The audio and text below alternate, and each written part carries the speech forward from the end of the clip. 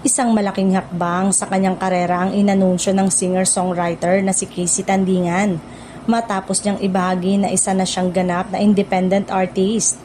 Sa isang emosyonal na pahayag, sinabi ni Casey na papasok siya ngayon sa panibagong yugto ng kanyang journey sa musika. Isang desisyong puno ng tapang at pananampalataya sa sarili. Ayon kay Casey, ang paglipat niya bilang independent artist ay exciting. Aminado siyang marami pa siyang kailangang matutunan sa prosesong ito, lalo't mas malaki na ang responsibilidad niya pagdating sa paghawak ng kanyang musika at career decisions. Gayunpaman, buwang loob niyang harapin ang hamon.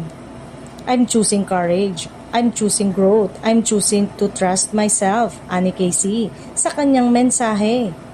Ipinapakita ng kanyang mga salita ang determinasyon na mas makilala pa ang sarili bilang artist at mas maipahayag ang kanyang tunay na tunog at kwento ng walang limitasyon. Sa kabila ng malaking pagbabagong ito, patuloy namang umaapaw ang suporta ng kanyang mga tagahanga at kapwa-artista.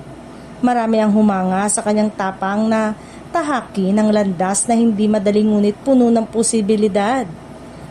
Para sa marami, isa itong patunay ng kanyang maturity at kahandaan sa mas mataas na antas ng kanyang artistry. Samantala, sariwa pa sa alaala ng fans ang matagumpay na 4 na gabing in-between concert nila ng kanyang mister na si TJ Monterde sa Araneta Coliseum.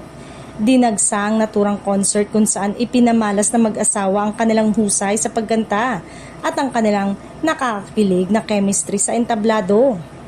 Sa pagpasok ni Casey sa pagiging independent artist, mas lalo pang tumitindi ang pananabik ng kanyang mga tagahanga kung anong susunod niyang mga proyekto.